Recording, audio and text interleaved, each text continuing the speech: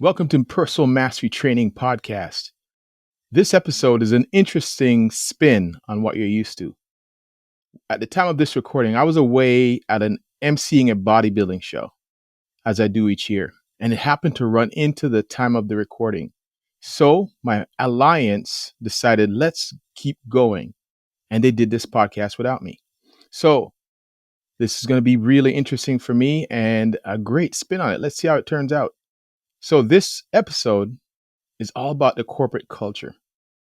Each of the members in the podcast today all worked in the corporate world and has some feedback to give us. So let's start the show.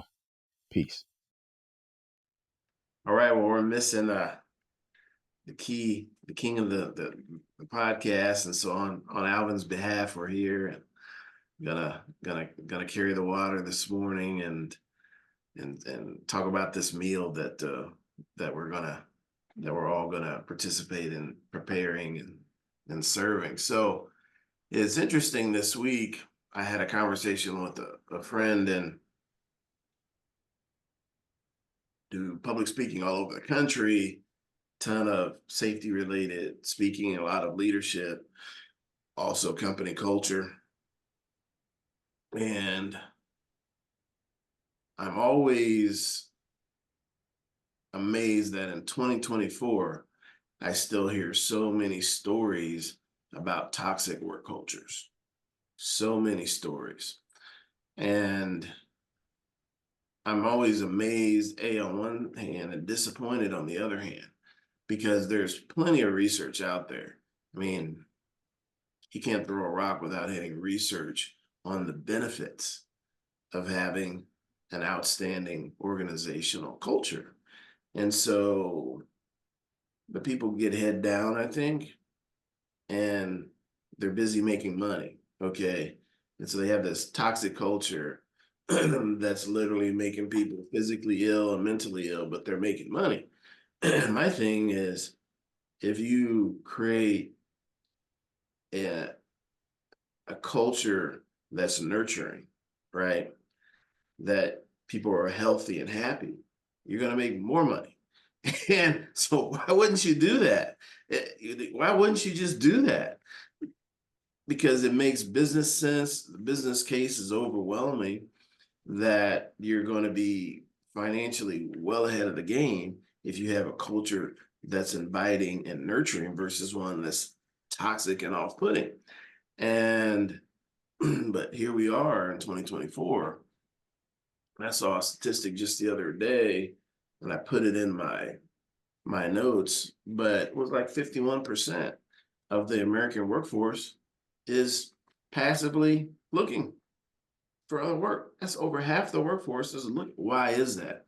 Well, the culture where they're at is unacceptable. And so it's an amazing thing to me that that's not a priority, in corporate America.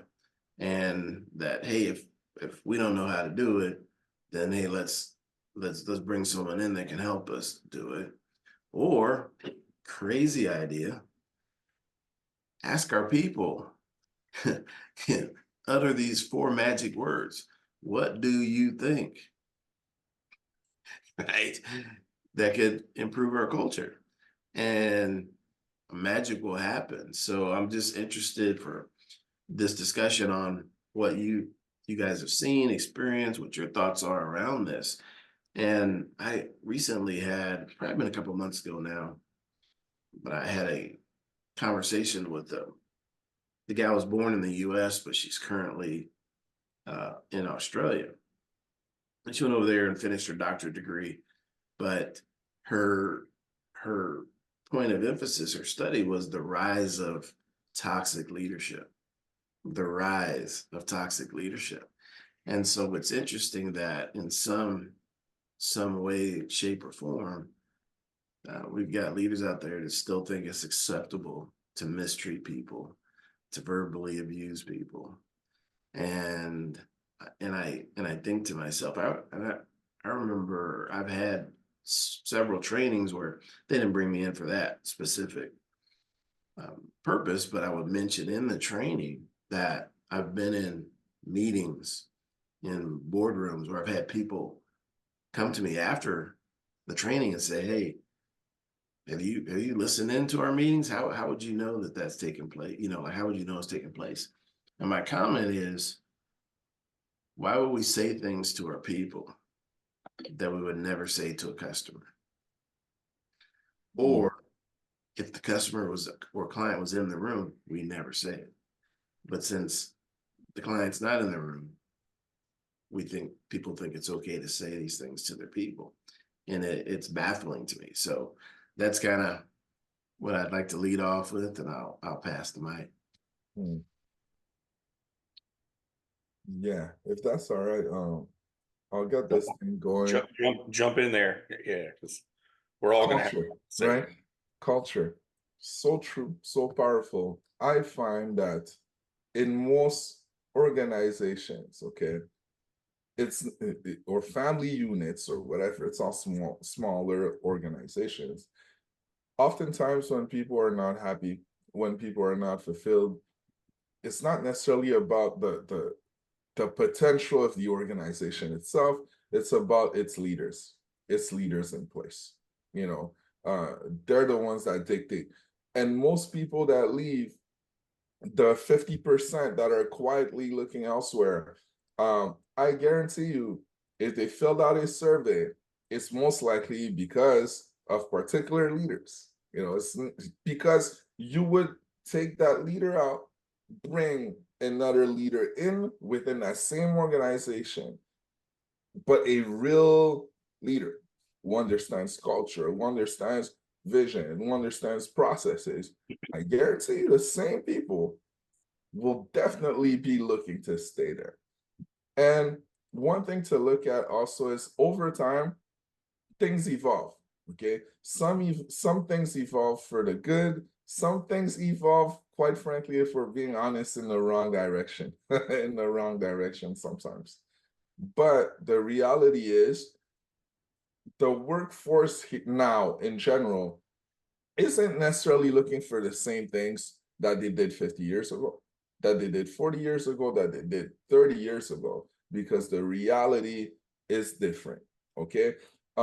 It's very rare these days to see someone being in the same job for 30 years, for 40 years. Why is that? Well, opportunities may be a little bit different. Rent, housing markets, mindsets. Let's say just me and my parents, we're very different in the fact that for me, obviously going out there and building a career and providing for my family is extremely important, but I cannot do that at the expense of bringing my son to school in the morning. Something as simple as that is a priority for me. I don't mind doing all the rest, but being able to do that, being able to do certain things. And now also, as things are changing, there are different types of job. We're more connected than ever before, different types of opportunities. So when you have people develop a certain skill set and they know their value, and ultimately what they want is to contribute to something, contribute to something while taking care of their family, well, they seek great leadership. That's something that actually matters more than just the pay itself. The pay is important, but really the people are that much more important. And that's what we're seeing right now. Okay, so, and maybe I'm wrong, we'll have to look at statistics, but in general, we saw a lot of big businesses disappear, over the years because they were doing great, but they didn't adapt. They couldn't see these things. And quite frankly, I believe they got a little bit lazy. They got a little bit lazy and thinking, hey, what we do is what we do, not looking to improve. And chinks in that armor started to show. Okay, I want to share with you a wisdom I just found online, okay, by Hillel the Elder. It says, in a place where there are no humans, one must strive to be the human. Okay. In a place where there are no humans, one must strive to be a human. So here's what I mean by that. Okay. So obviously the goal of a business, a for-profit business by its definition, it's in the word for profit, is yes to make profits, right? But every business has a mission. You know, there's a reason for that. They have a vision. There's a reason for that. Ultimately, the more money you make is because you're also doing good. You know, you're exchanging a service or product for value.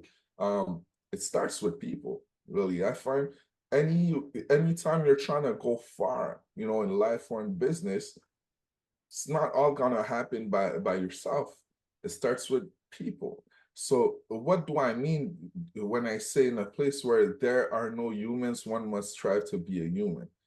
If it becomes really all about the dots, you know, on that paper, if it becomes all about the profit, if it becomes all about hierarchy and all that stuff, which are all important, but you forget the people, one must be willing, especially at the top, one must be willing to stand and lead so that ultimately, I truly believe that leaders create leaders. You know, leaders create leaders, and that every echelon of the company, you have people that believe, you have people that take ownership from the janitor all the way to the top.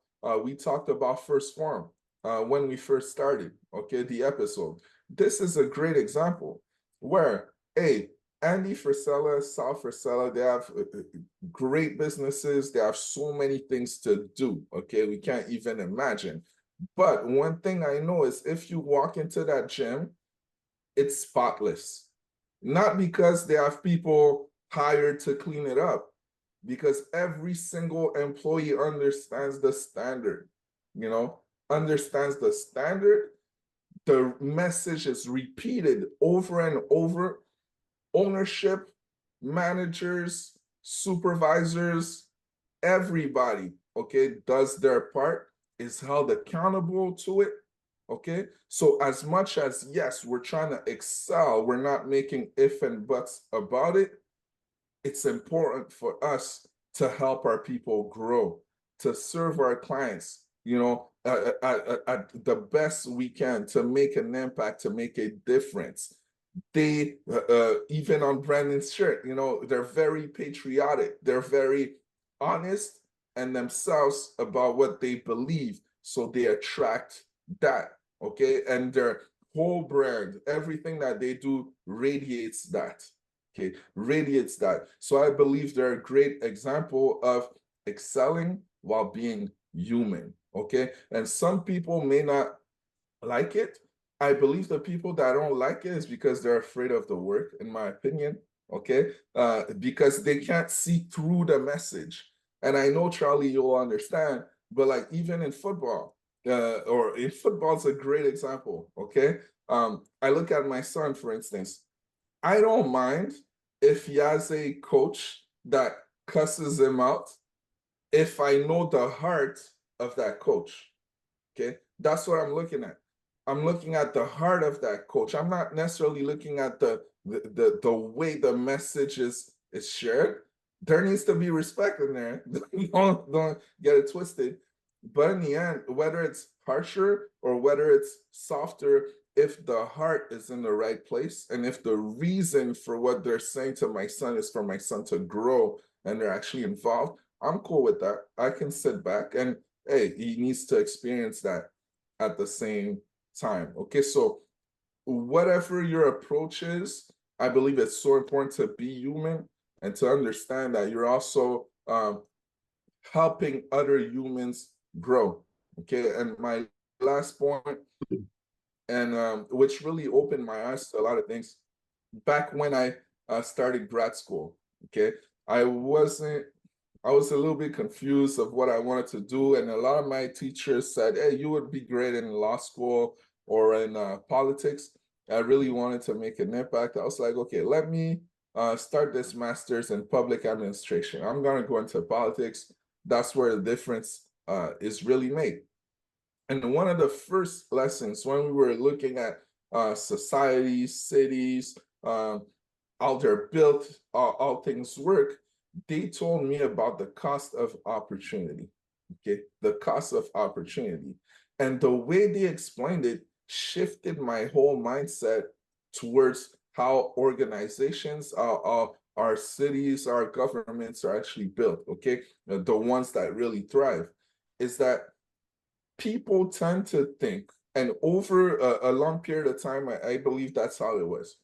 People tend to think that the organization is offering the work, okay, which is kind of true. But in reality, okay, if I have the skill set, if I have the time, and I have this opportunity and multiple other opportunities, whenever I decide to go work with you, to go invest with you, to go take off my time, my future to trust in you, I'm saying no to the other opportunities. So the cost is actually on me. And the workers that believe in your business, that want to help you grow your business, and ultimately the best ones are the ones that believe in you also, okay? Well, that one thing is important for them. Now it's bigger than just the paycheck. And the reality is, if they said no to your opportunity and yes to another one, and they did that massively, you don't have a business.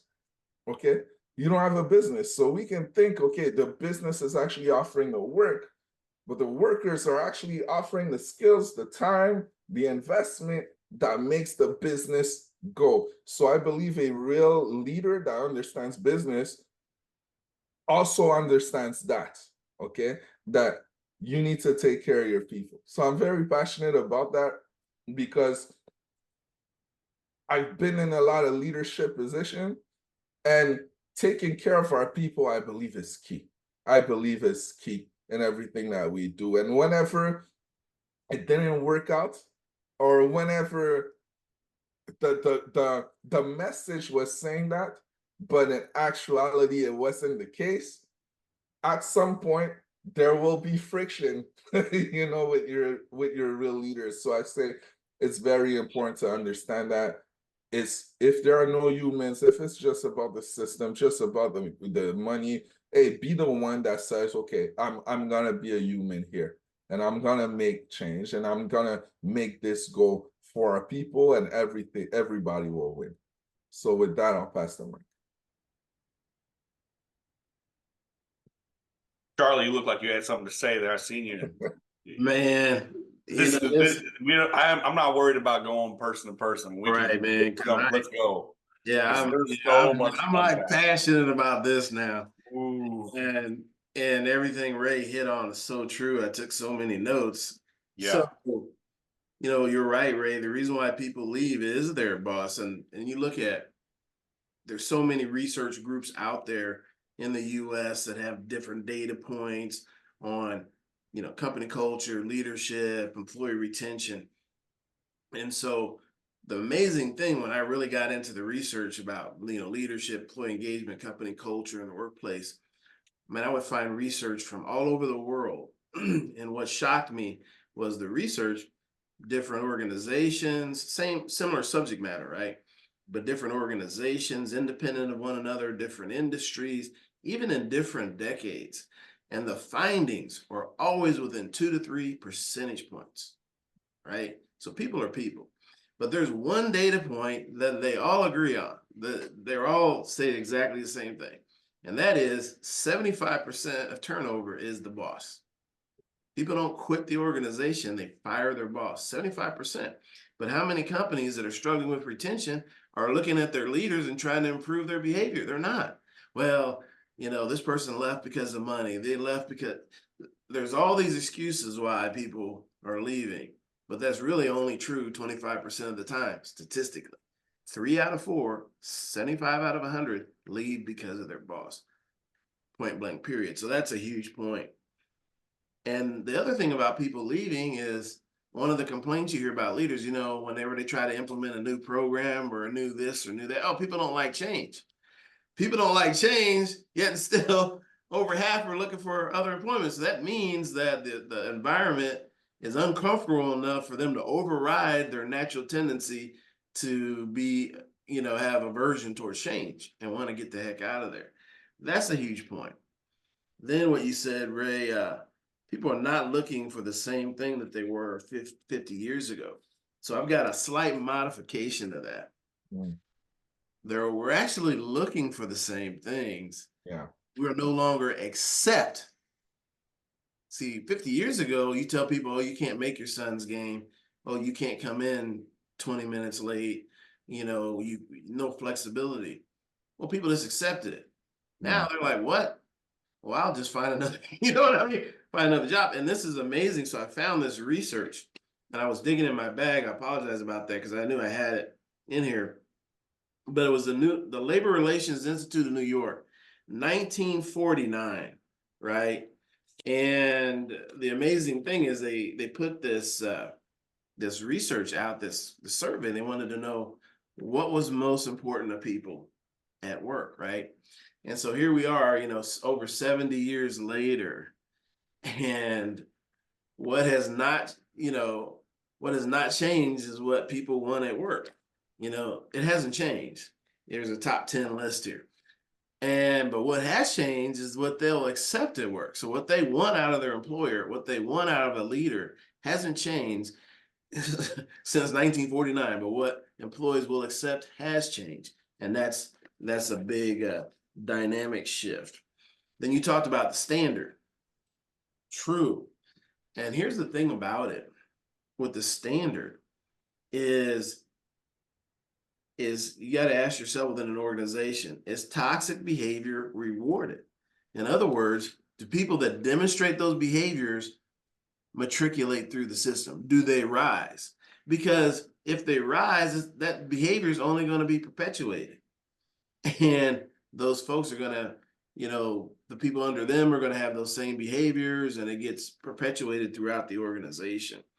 And I remember being in some leadership training years ago, and the instructor made a really great point. It wasn't that great a class, unfortunately, but there were some key points.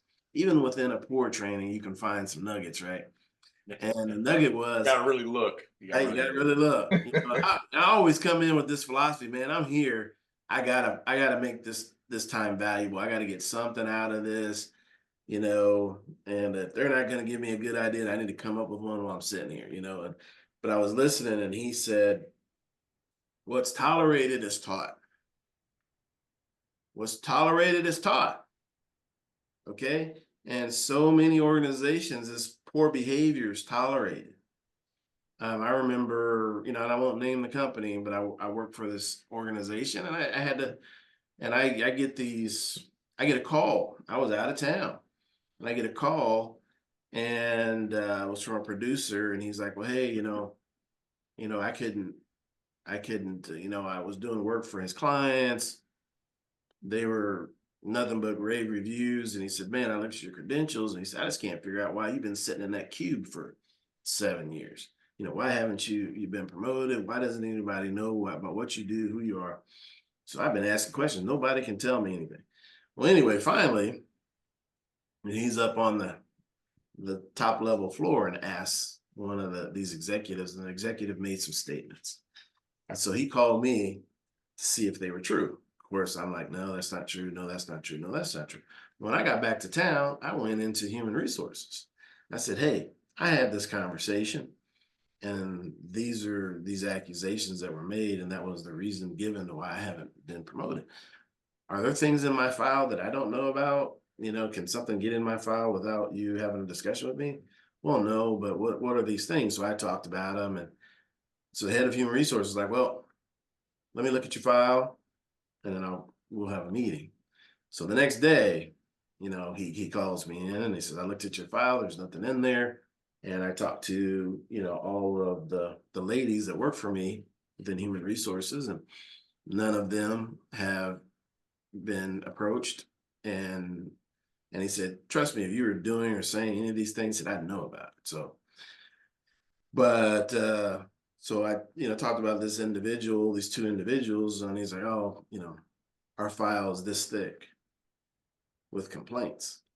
And I'm like, okay, this person's in the C-suite and you got a file this thick on complaints, but yet and still they're in that position, you know, running their little fiefdom and then the people under them, right? And it just this toxic environment. And to this day, that company's making a ton of money, but they have a ton of turnover, a ton of great talent leaving and going and being successful other places.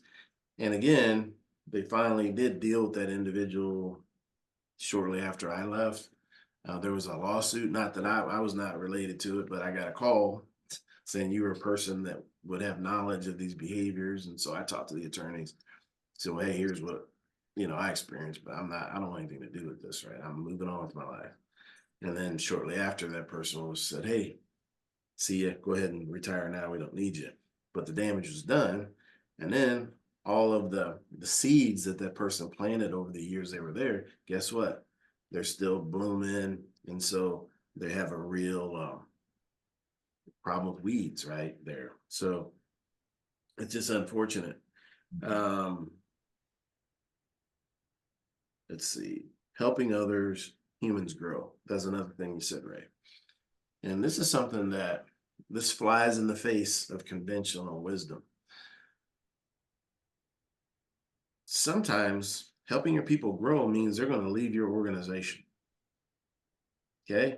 Because they're a better fit, there are better opportunities, there's more potential for them outside, and you should help them. And what's going to happen is they're going to be like, wow, you do care about me. They're going to tell all their coworkers how you helped them. They're going to tell their friends how you helped them. And your reputation is going to grow and people are going to come and want to work with you because, hey, we'd love to keep you, but we don't want to hold you back. But instead, that's not the philosophy. Sometimes we don't promote people within our organization because they're making our life easier as a boss. So we hold them down. Happens all the time. And it's just the wrong thing to do. I have a friend of mine and we were working together. We were at FedEx, we were working together. He's working with me. He wasn't happy. And I'm like, well, what do you want to do? He's telling me. So anyway, long story short, about 6 weeks later, I gave him a nice recommendation. He got this job. Well, he's no longer with that company, but it started his career on a different trajectory. While he had that job, he met his now wife. Okay. They've been married over 20 years and we're still friends. It's the right thing to do. And Charlie, if you don't mind, I'd like to add one quick thing about that one point. You're helping them to grow, knowing that they might leave, which is true. And you said all the positive things about that.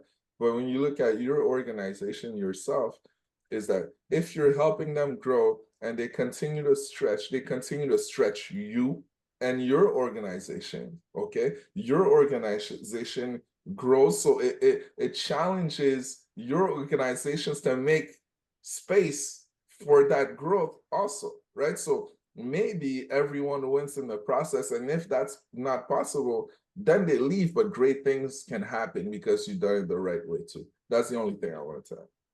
It's awesome. The other thing that's true too is that I developed this reputation within the organization of developing people. And so when someone had someone they were high on, and they would send them to my department to work with me.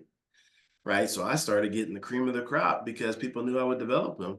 And then people wanted to come to work with me because they knew I wouldn't hold them back. And so I always had such a talented group.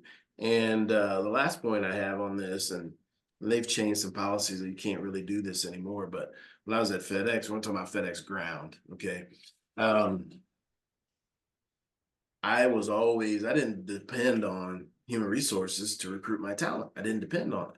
So I was always had an eye out. So if I'm at a grocery store, I'm at a shoe store, I'm getting my oil changed, I'm watching for people that are doing exceptional work all the time.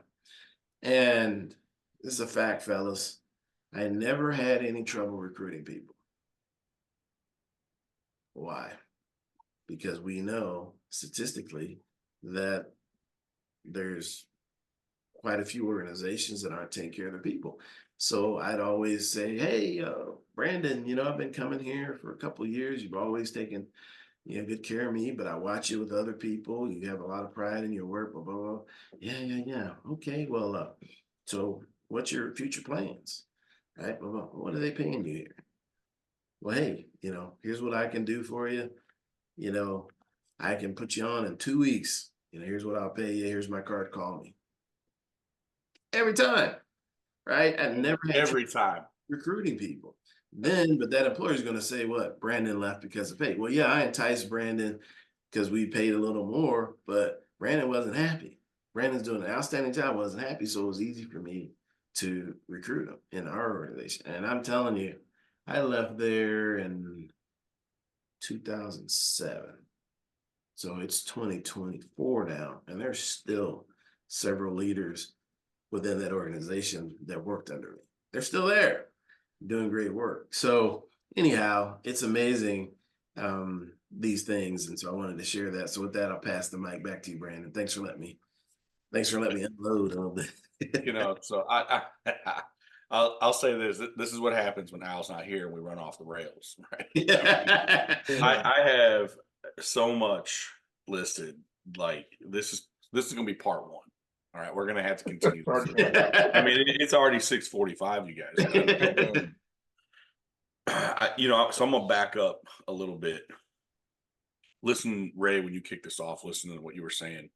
Accountability, right? It's lost. I mean, there's so many other things that were mentioned, but and the what's tolerated is taught is for real. I mean, these individuals today of all generations, I believe we've got 6 different generations working in the workforce. That's never been a thing from some of the research I've read from generational differences and the makeup of the workforce right now. But there's a certain, if you go back, like you were talking, you went to 1949, what we want what the workforce wants from leadership hasn't changed, but what we tolerate, right? What we allow has completely changed drastically. And then there's an accountability piece too, where employees are leaving. You used to just tolerate the fact that that bad employee was dealt with or wasn't dealt with and they got away. Everyone can identify those folks that's just who that is, right? They get away with murder all the time and nothing's ever done about it. But I mean, if I step out of line, let me be late once, right? The hammer's going to fall. I've been through situations like that before, and it's interesting, but people aren't tolerating that anymore, and they're leaving. And the cost, I was looking at so much while you guys were talking. The cost of turnover, it is incredible. Charlie, you mentioned a company that, they're making good money, but they've still got this toxic leader. And I would almost disagree. They're making money, but it ain't good money. They ain't making their best profits because of that potentially one person in many cases, or a couple of folks that are they're in positions of leadership, and that cost of turnover it could be anywhere for like technical positions, 100 to 150% of that person's salary. For high-end C-suite turnover, it could be as much as 213% of salary. And that's just a quick Google search, the first thing that pops up. I'm sure I could dive into more of that. It's incredible. And there's a turnover rate that's reported. So you can and this is just one of many Google searches, 24.7, almost 25%. I've seen situations where organizations are hiring people and they're only there for a short period of time, and then they're constantly recruiting, constantly hiring, constantly having NEO, new employee orientation trainings, with the or they're hiring more than what they have positions for because they know people are going to leave. That's a lost profit. You think about recruiters and how much money recruiters make, how many companies and how many recruiters they have just to hire people to fill seats, in positions, when if you just changed the leadership or the culture, those people, I mean, I hate to say it, some of those folks, some of those companies wouldn't even need recruiters. They want it. The opportunity of savings there, if you just made a few changes. A great example is the work remote. Charlie, you kind of touched on it. It's what they're going to tolerate. Oh, I'm going to be late to my kids. I can't make my kids' game. Well, no, you can't. Okay, well, see you later, deuces. Right. And they're out Right. the door. They won't. They'll leave. Some people will leave right there. I've heard stories of and what 20 and that could be an employee that's been there 8 years, just had their first kid, you know maybe let's say they've been there 10 years, all right, at an organization. That's a long time today. Well, or even 5. And their child is just now at a place where they're playing t-ball or something, right, or dance recital. All that time, money, investment, institutional knowledge that person has learned, you're not going to get that off the street, right, with a new employee.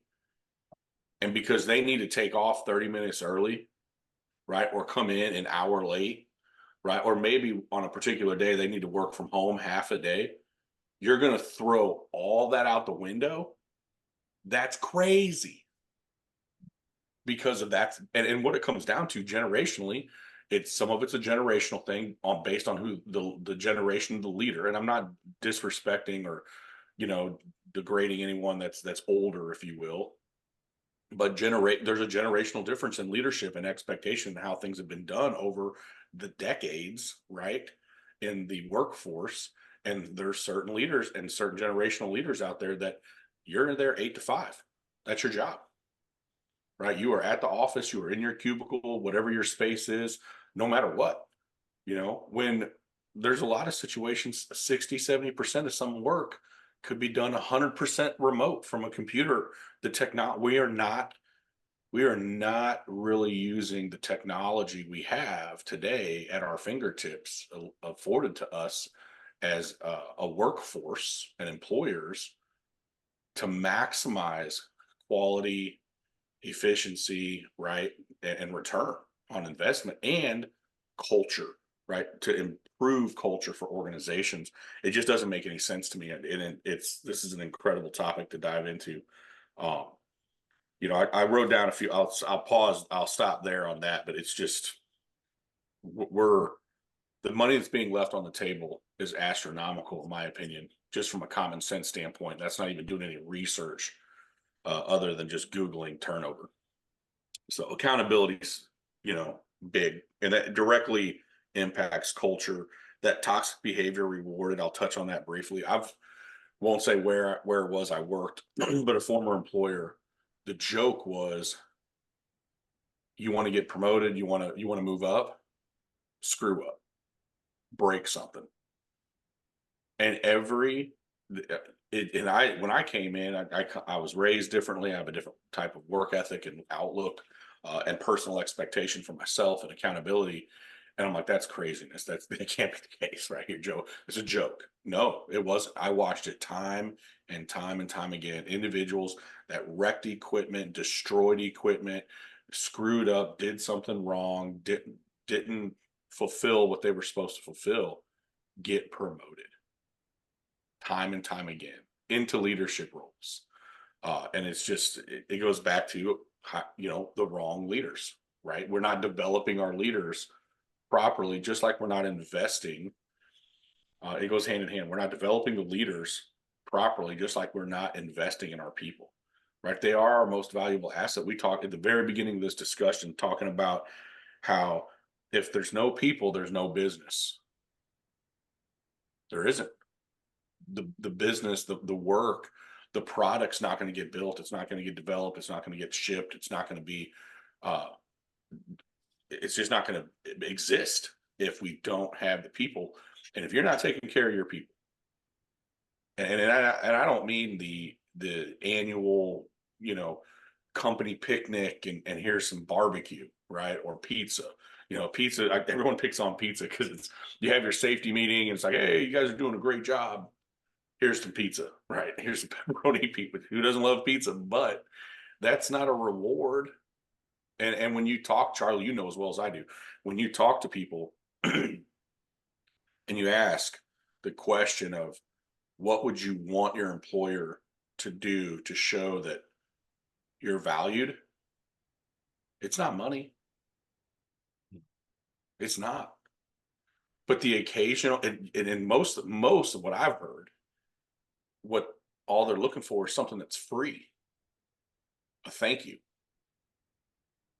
There is so much power. I talk about this in a lot of the keynotes and different presentations, and tied this in the power of thank you, of just, and you've got a great story about thank you, Charlie, and that's really what spawned some of this for me. But the power of thank you, just telling someone randomly, hey, I appreciate what I see you. I appreciate what you're doing, what you do for this company. And I want you to know I see it. And thank you very much. You know, that is worth more in many situations. Some people may disagree with me, but it's going to be worth more than a few dollar raise in most of the time.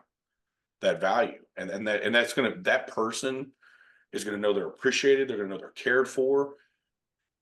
And their loyalty to the brand, to the organization, to the leader will grow. Now, sure, the dollars come with it, some of the flexibility stuff. Absolutely. Those are all great rewards. And if people want those, I'm not saying they don't by any means, but there are things that leaders can do. But again, there's many of them out there that don't even know how to do that. They're not taking the time to be present. I listened to some folks talk the other day about just go walk your job site, go walk your factory, be seen. And the arguments, I don't have time. You got control over your calendar. These C-suite leaders, they could tell their assistant, hey, I need you to schedule 3 hours today for me to go walk the factory floor, right? Or I need half a day to go to this job site and walk the job site and talk to the employees and be out there boots on the ground. I can't take calls, no meetings this day. It's that simple, is it not? It should be. And that walking around, talking to folks, getting to know them. Oh, and you start building that in, you start learning their names, man.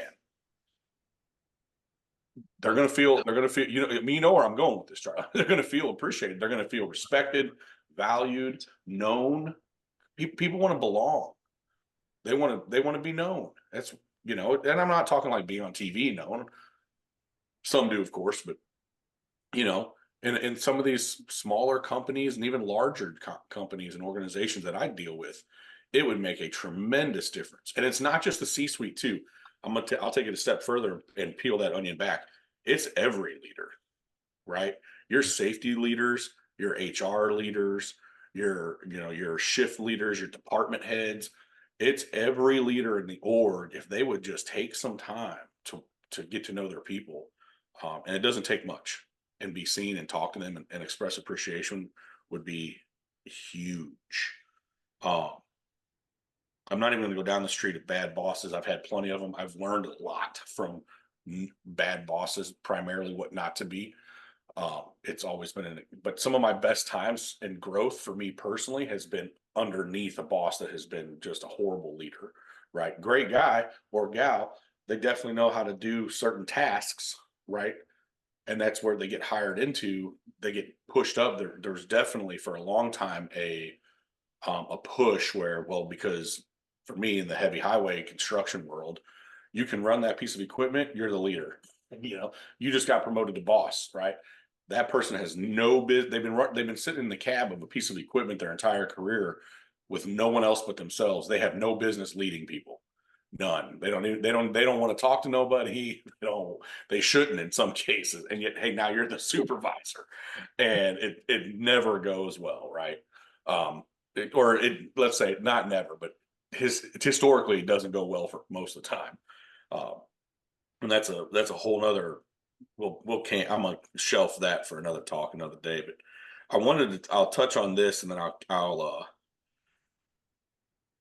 there's so much. I'll kick the mic. I'll let go of the mic. Charlie, you talked about developing your people to the point of them leaving, right? So we've talked before on this Sunday wisdoms and these meals about fear.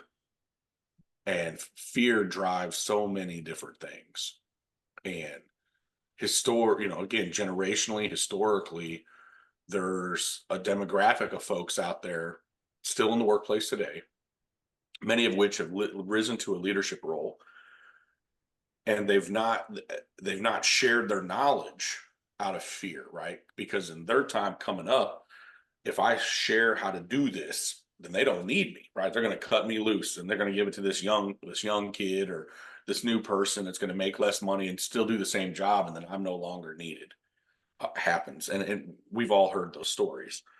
Um, but I think even today, where there has been a shift, there is some investment. I don't want it to sound like we're not taking care of our people. Could definitely do a better job, but there's not enough, and there's still a limit. But develop your people to the point of them leaving, right? They don't hold them back. The beauty of that is you will find yourself, uh, or organizations will find themselves in a place where it allows upward movement, right? You don't know what you have if you don't know your people, and you're not developing people for upward movement to move out of the role they're in. Sure, they're probably great here and outstanding, but with a little bit of development, they're going to be great here, the next level. Well, who's below them, right? And it's going to allow this shift up of employees. You might have somebody on, if a manufacturing situation, on the line that would be a great supervisor. Well, if there's no opportunity for that supervisor to move up and that next person to step in, then you don't know that. You just got another worker. That their talent and skill set is all, I mean, sure, it's being utilized to a degree, but not at 100%, right? They're being held back.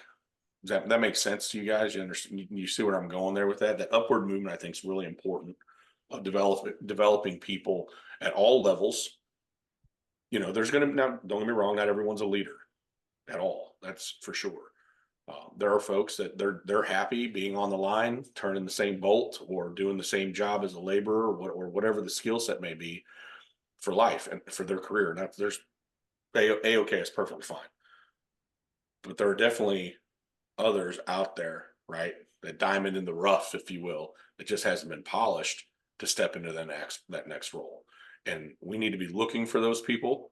And if you get out there and you walk and you get to know your folks, you're going to identify, they're going to stand out. There's going to be a sparkle, there's going to be a shine, a glimmer of light somewhere that's going to come through that roughness that we just don't typically see. But you'll start identifying that, and we need to capitalize on that and make room for upward movement and growth. And I also think giving people a chance. I think too often we look at situations where, we've always hired this way, we've always looked for this particular degree or this particular experience. Like, I mean, Charlie, you've shared stories with me. You just talked about one earlier where you were recruiting for people that you just met in passing in your normal everyday life, right? They may not even come from that industry, but because of their work ethic, work value, it's something about them that another leader is going to see and connect with. You gave them a chance, right? It had nothing to do with, well, they've been doing this for 5 or 10 years, same kind of job, same kind of environment. And I think we need to be looking outside the box. And I think I think all industries, mine especially, has been doing really good about that. Construction. However, there's a lot of room for improvement of giving someone a chance, because there are certain skill sets you can't train. There's certain values you can't develop, right? It's either in them or it's not. There's certain traits, right, that a person has for whatever reason. They're born with it, I guess. Some of it's taught and they fine tune it themselves, but sitting in a class at a company is not going to get it for them. And we need to give those individuals more opportunity to grow. And then again, as they move up, it opens the door for other upward movement. I'll pass the mic with that. Way too much to unpack here. Yeah, no, thank you for that share. Lots to unpack there. Wow. So let's see. I'm gonna hit a few things that you talked about. Clock's moving fast today. Yeah, it is, isn't it? So one of the things I want to address within what you were saying, there's this prevalent philosophy that, okay, I got Ray here, and Ray needs to be able to do all these 5 things, very well and efficiently. But Ray's really dominant here, really dominant. Matter of fact, he's got genius here. Man, we're gonna just spend all this time in these spaces, and we keep him out of his dominance, and we keep him out of his genius, because we don't need balanced employees, we need balanced teams. Okay? We don't need balanced employees, we need balanced teams. Let Ray be genius in that space. Let Brandon dominate in this space. And then, okay, what are we missing on this team? Let's address that need, not try to make every employee a jack of all trades. It's a silly philosophy, and it's been perpetuated for decades. Turnover is not equal. All turnover is not equal. This is across the board. There may be an organization out here that doesn't track it this way, but this is across the board. And so I'm going to say something again that flies in the philosophy of traditional thinking. Most organizations do not track their turnover correctly. And here's what I mean by that. They look at raw percentage. Well, hey, in 2021, we turned over 20%. And then in 2022, we only turned over 15%. So we got better. We improved. That was a massive improvement. We got better. Well, did you? Because it depends who you turned over, not the raw data. Who turned over? Because you can turn over 20% one year and 15% in a different year, but because of the makeup of the 15% is different than the 20%, your company, your organization actually got weaker, right? So, I use this example of Michael Jordan, which everyone pretty much knows who he was, and arguably one of the greatest basketball players that ever lived. And if you look at his era, there's about 6 teams that were really, really good. And the Bulls were one of them, and they won 6 championships during his time there. My argument is, if I put Michael Jordan on those other 5 teams, guess what? They're probably going to have some rings, right? He was the difference. And so when he left, they replaced him. They filled his position, but they couldn't replace what he brought to the table. There's a lot of things that he could do that you can't coach, right? That he was born with, right? His drive, his athletic ability, his knowledge of the game, his will to win. There's so many things that he had that made him, who he was. So most organizations don't know their team well enough. The things that you talked about, Brandon, this person, they have tremendous tribal knowledge, right? Or this person's been in the industry for so many years, they have all these contact and network, right? And when those people leave, well, they take the tribal knowledge with them. They take their network with them, right? There's clients that are doing business with an organization because of one woman or because of one guy. And if that woman or that man leave, guess what? That client leaves with them because they're loyal to the individual, not the organization or the flag they're particularly carrying at that time. So that's a big point. Leadership by walking around. That's a big one. And my practice, which I believe is the best practice, when I got to work, my first hour, it's walking around, talking to people, then get to your work. Beginning of the day, people are getting their coffee, getting, acting like, walk around, talk to people. And the thing about it is you don't have an agenda outside of connecting with your team. And that hour becomes very valuable because when it becomes a habit, people know that you're going to be walking around or they're anticipating. So now, typically when you start, they don't have much to say. Well, if you make a practice of it, they're going to share things with you. You're going to have insight to what they have going on in their life. You're going to know what's going on with your team. You're going to know what's going on with clients. You're going to get receive information. The only way you would receive that is now you've created the safety that people feel like they can share with you. And so your knowledge and your ability to lead is going to grow exponentially. It's the most valuable hour I think you can spend. Beginning of the day, That 1 hour is just huge to me. So here's the other thing, developing your people to the point where they can leave, right? It's going to develop your business, because if they're doing better work, greater work within your organization, then it's going to grow your business. And if you grow your business, it's going to create more opportunity for upward mobility within the organization. So it's a win. Diamond in the rough. I love that analogy you use, Brandon, because here's the thing. Most people don't know what a diamond in the rough looks like, do they? They know the Maybe not. sparkly, right? They know the sparkly thing that's on a ring. They've seen the picture. But if you set people out into a field, you send them over to Africa and send them out into, they would not know a diamond in the rough when they stumbled over it. They wouldn't know. So we have to, when we're trying to identify talent within organizations, we have to equip, right? We have to equip leaders with the tools to identify what a diamond in the rough looks like, so we can get them and shine them up, right? They're not just a dirt clod out there. It's a diamond in the rough. It's different. So that's another huge one right there.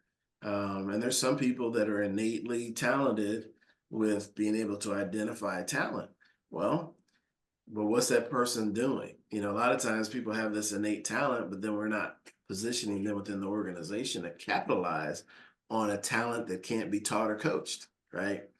And so, anyhow, it's a fascinating thing, but I think that's a really key point, is we have to have some type of a system to be able to identify those diamonds in the rough, so that we can put them on a path where we can get the most benefit as an organization from them, and they get more fulfillment as a result of that within their career.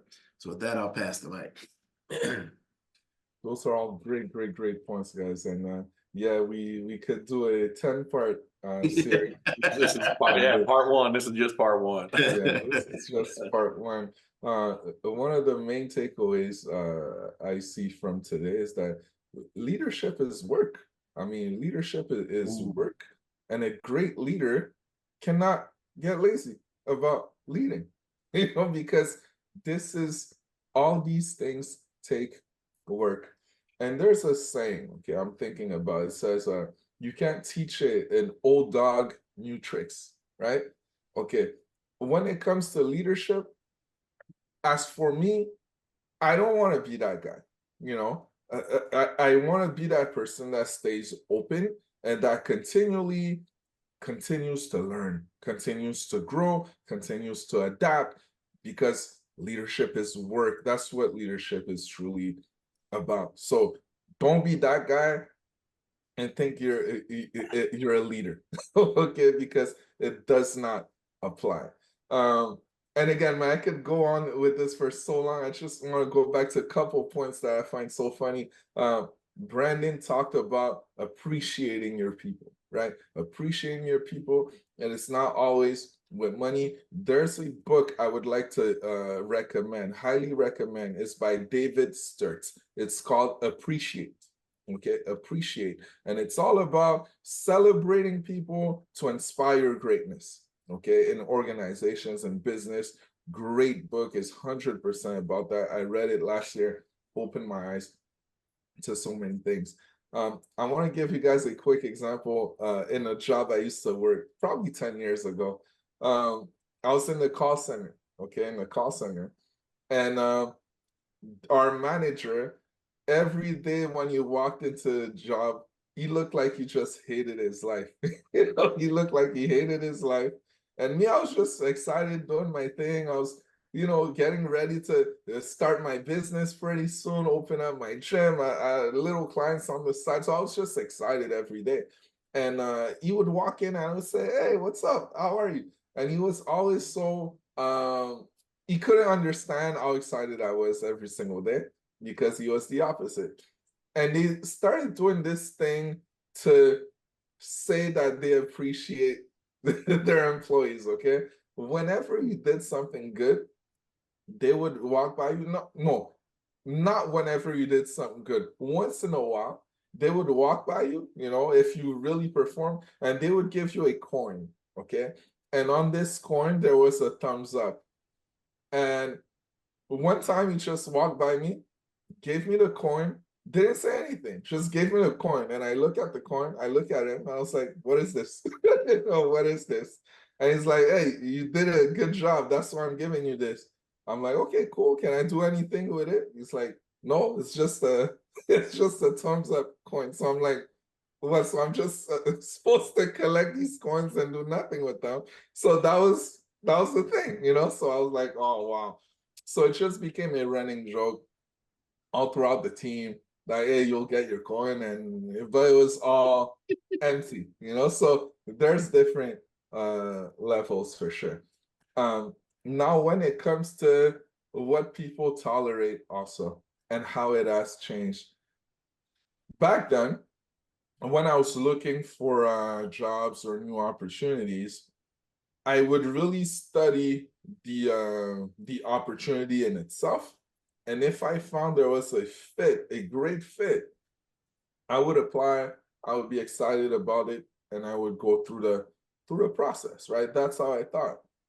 But then ultimately over time, even my wife, what she started telling me all the time, she's like, look at the reviews from the company, you know, research the leadership of the company.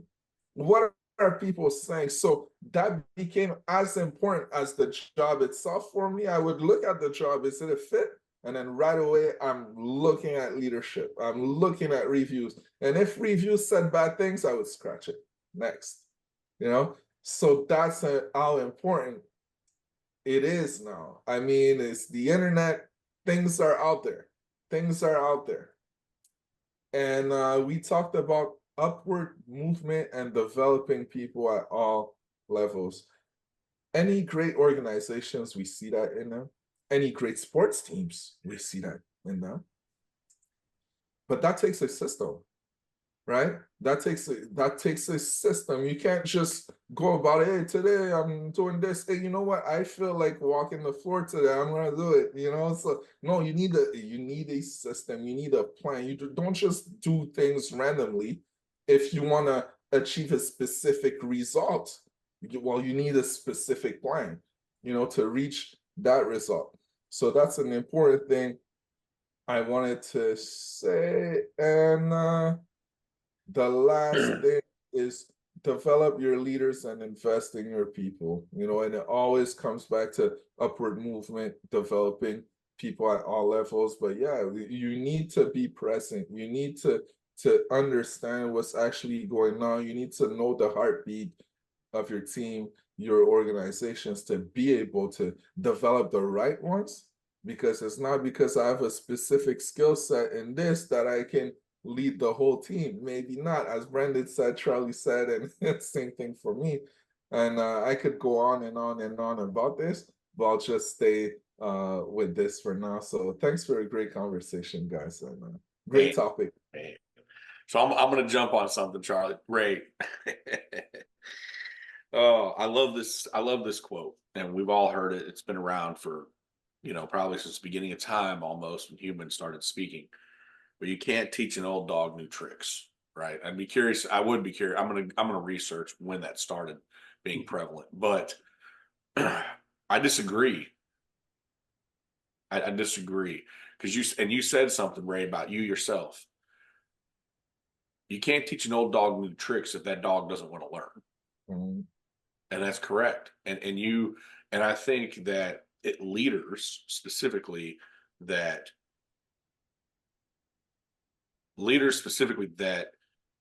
don't want to learn, that's not a leader. Yeah. Right. To me, that's not a leader. That's not a good leader, right? You should be always learning. I had a supervisor once. We've all heard this statement too. This quote of "been there, done that, got a T-shirt," and his famous quote was, "It was been there, done that, got 3 T-shirts." Right? I've done this, I've done it all, kind of thing. And he was not a good supervisor. I learned a lot from a good man, very good man. Supervisor, no.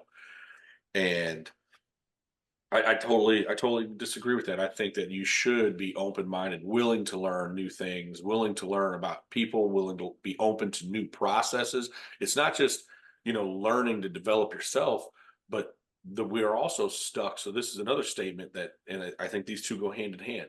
Well, this is just the way we've always done it. Right. That's just how we've always done it. Right. We can't do it. Well, we can't do it that way because we've never done it that way. This is how we always do it. And I think what that does is it cultivates a culture of laziness and lack of innovation and a lack of growth. When an organization or a leader hangs their hat on, we've always done it this way, or you can't teach an old dog new tricks. It's just the way it is. It is what it is. That organization's flatlined. It's done. There's not going to be any of this. It is status quo, and that's a dangerous place to be in. And I would be, as a leader, that's right. It'll actually start doing that. You're correct. Over time, long time, we're only going to see it in a snapshot, but generationally speaking, if it survives that company, it's going to flatline and traject down, which is not good. And if I was a leader for an organization and I had people under me, or I was the CEO, executive, or president, whatever, and I heard folks making those comments, that would be a huge red flag. And I'd be having some conversations about like, tell me what you mean by this, and dive deeper into it. And this other one, so I went there with that. This other one I'm going to jump on, and I thought you were going to go here, and you drifted off a different route. And I could talk about rewards all day long. I'm not a reward person of, if you're safe for this or you do this, we're going to give you this gift, and that can be manipulated and abused. I think there is a way to have a good reward system, but many of which are abused. But you talked about the leader that hated their job, right? And you could tell he didn't even have to say it, probably, right? It was just on the look on his face. And I think that sets the tone for everyone else, because there are people out there. We've all talked about golden handcuffs before. And I think there's leaders like that are out there. But I think another layer to that is the individual that hates their job or is unhappy or displeased, and they talk about it, the gossip aspect. I think as a leader, if you're going to complain at all, you got to complain up, right? If you're going to complain, if you've got the courage, keeping this clean, to complain to the person above you about it.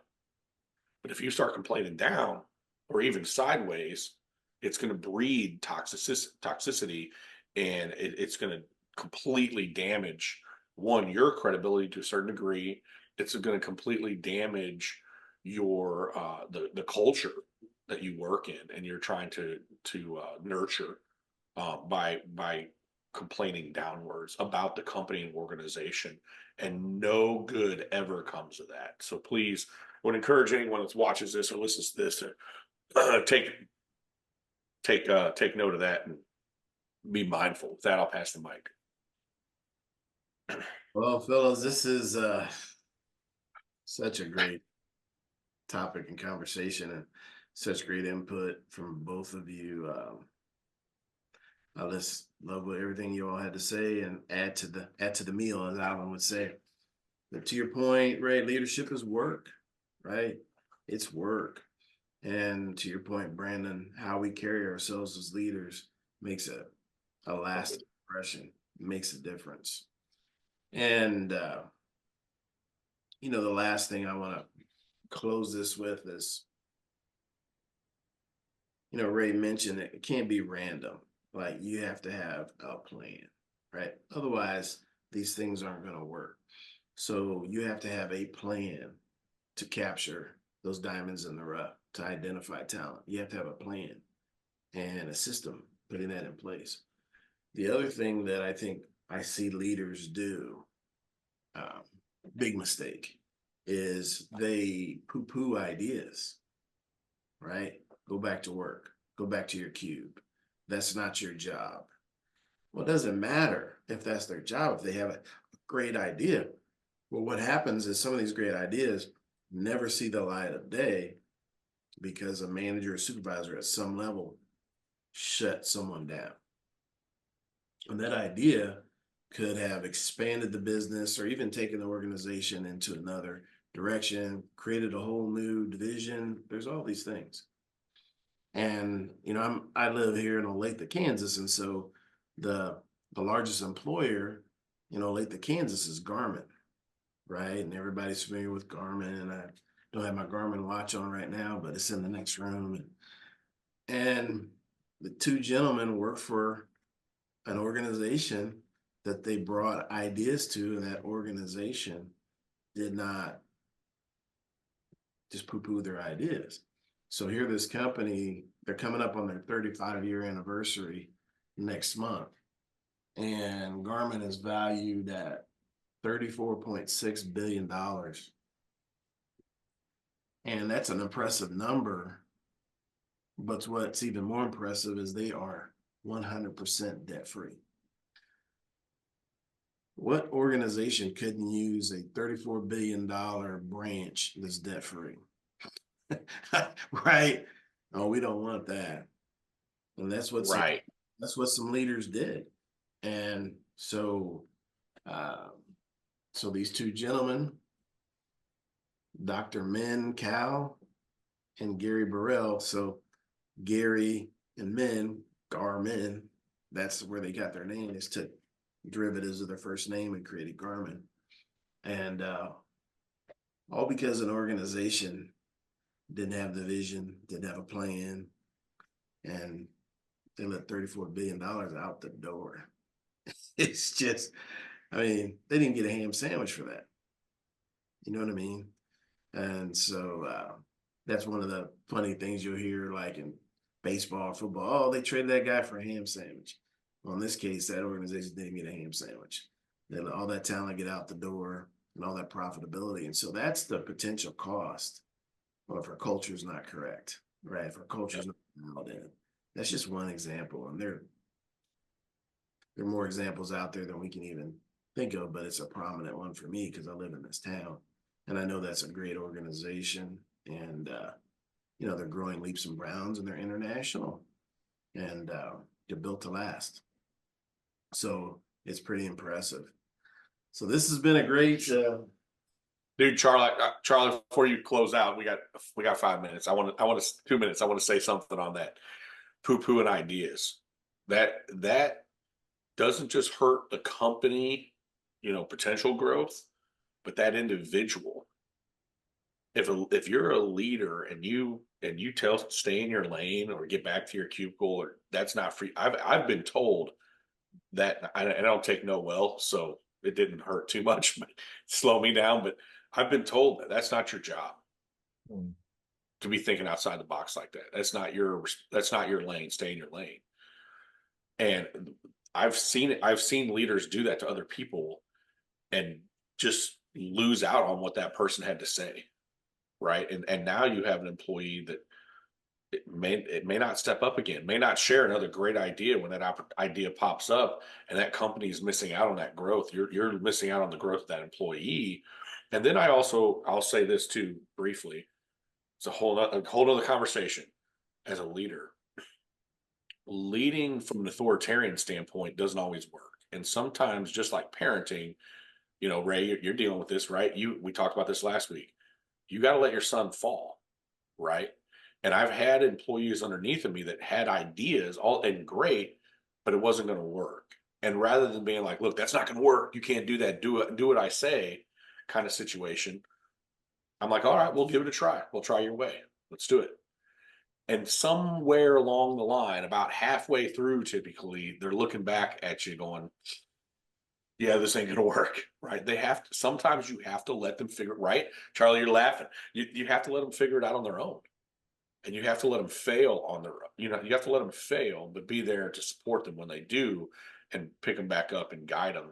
That is going to create a loyalty of that and knowledge for them that they will carry with them through their career, that, hey, he or she will listen. They're open to my ideas. I have value here. They're willing to listen to what that is, and they're going to let me give it a shot, right? Now, there's going to be those times, no, you can't do it. That's just not going to work. And there's a way to go about that conversation. And I'll stop. I love it. It's So much. excellent. Yeah, it's just an excellent point. Excellent point. Yeah, I remember it spurred this memory when you said that, talking about that shutting down, get back to your cube. I remember there was an issue at this organization I worked at, and it'd been an ongoing problem, and and I had some ideas around how to solve that. And I was told there's been smarter people than you work on this, and they haven't been able to figure it out. Mm. Yep. So I can't. Oh, so I'm not smart enough to figure it out. Is that what you're saying? Well, there's no response to that, right? Yeah.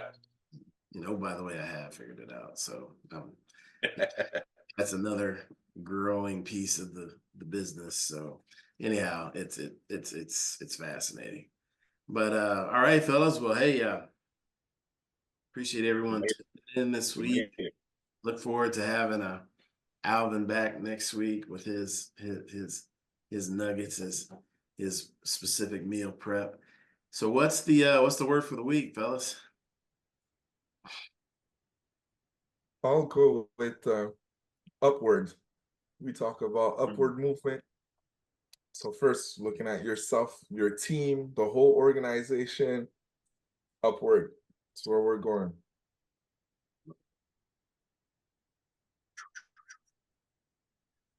That's a good one, Ray. I like that. Thank you, sir. Yeah, I like that.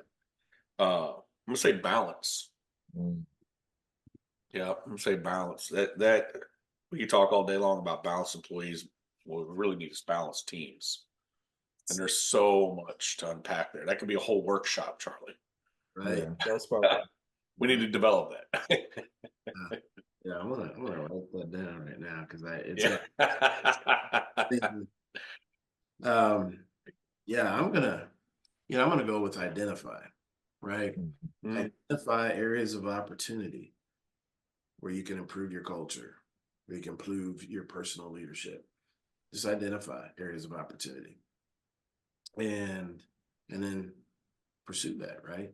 And it'll take you in fantastic direction. So this is, and I always start the week off with this, and it's always such a great discussion, spurs ideas, spurs more thought. And sometimes, we've gotten so much experience over time, there'll be great lessons that, haven't been kind of brought forward into our mind for a while. And this is one of them.